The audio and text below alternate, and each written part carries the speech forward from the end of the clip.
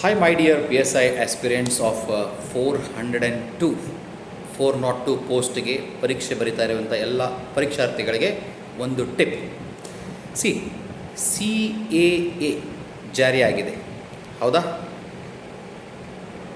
ಇದಕ್ಕೆ ಸಂಬಂಧಪಟ್ಟಂತೆ ಒಂದು ಸೆಂಟೆನ್ಸ್ ಇದನ್ನು ಇಟ್ಕೊಳ್ಳಿ, ಪ್ಲೀಸ್ ಇದನ್ನು ನೋಟ್ ಮಾಡ್ಕೊಳ್ಳಿ. What is CAA? ನೀವು ಅದನ್ನೆಲ್ಲ ಕರೆಂಟ್ ಅಫೇರ್ಸ್ನಾಗೆಲ್ಲ ಸ್ಟಡಿ ಮಾಡ್ತೀರಿ, ನಾನು ಅದನ್ನು ಭಾಳ ಅದ್ರ ಬಗ್ಗೆ ನಿಮಗೆ ಹೇಳಬೇಕಾಗಿಲ್ಲ.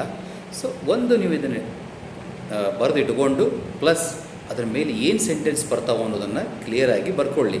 ಸೊ ಈ ಕಾಯ್ದೆ ಏನು ಮಾಡ್ತದಪ್ಪ ಅಂತಂದರೆ, ನಿರಾಶ್ರಿತರಿಗೆ ಪೌರತ್ವವನ್ನು ನೀಡುತ್ತದೆ ಅಂತ ಒಂದು ವಾಕ್ಯ ಇದೆ ಅಂತ ಅಂದ್ಕೊಳ್ಳೋಣ ನಾವು. ಫೈನ್. ಈ ಕಾಯ್ದೆಯು CAA ಕಾಯ್ದೆಯು ನಿರಾಶ್ರಿತರಿಗೆ, ಇಲ್ಲಿ ನನಗೇನು ಹೇಳಬೇಕಾಗೈತಪ್ಪ ಅಂದ್ರೆ, ನಿರಾಶ್ರಿತರು ಅಂತ ಶಬ್ದ ಬಂತು ಅಂದರೆ ಏನೇನು ಬರೀಬಹುದು ನೀವು? ಪಾಯಿಂಟ್ ನಂಬರ್ 1 ಪ್ಲೀಸ್ ನೋಟ್ ಮಾಡ್ಕೊಳ್ಳಿ. ಆಪ್ರೆಸ್ಡ್ ಅಂತ ಬರೀಬೋದು, OPPRESSED, ಆಪ್ರೆಸ್ಡ್. ಇಲ್ಲ ಇಲ್ ಟ್ರೀಟೆಡ್ ಅಂತ ಅನ್ಬೋದು, ಇಲ್ಲ ಮಾಲ್ ಟ್ರೀಟೆಡ್ ಅಂತ ಅನ್ಬೋದು, ಇಲ್ಲ ವಿಕ್ಟಿಮೈಸ್ಡ್ ಅಂತ ಅನ್ಬೋದು, ಅಥವಾ ಅಬ್ಯೂಸ್ಡ್ ಅಂತಲೂ ಅನ್ಬೋದು. ನೋಡ್ರಿ, how many words I am giving you. Note ಮಾಡ್ಕೋಬೇಕಿದ್ದನ್ನು ಪ್ಲೀಸ್. ಈ ಕಾಯ್ದೆಯು ನಿರಾಶ್ರಿತರಿಗೆ ಪೌರತ್ವವನ್ನು ನೀಡುತ್ತದೆ. This act provides citizenship.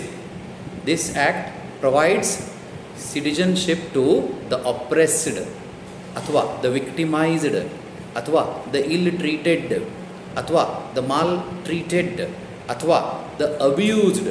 ಅಲ್ಲಿ ಮುಂದೆ ಪರ್ಸನ್ಸ್, ಪೀಪಲ್ ಅಂತ ಬರೆಯೋ ಅವಶ್ಯಕತೆ ಇಲ್ಲ. ನೀವು ದ ಅಂತ ಬರೆದ್ರಿ ಅಂದರೆ ಹಿಂದೆ ದ ಆಪ್ರೆಸ್ಡ್ ಅಂತ ಬರೆದ್ರೆ ಅಲ್ಲಿ ದ ಆಪ್ರೆಸ್ಡ್ ಪೀಪಲ್ ಅಂತ ಅರ್ಥ ಆಯಿತು. ದ ಇಲ್ ಟ್ರೀಟೆಡ್ ಅಂತ ಬರೆದ್ರಿ ಅಂದರೆ ಇಲ್ ಟ್ರೀಟೆಡ್ ಜನ, ನಿರಾಶ್ರಿತರು ಅಂತ ಆಯಿತು.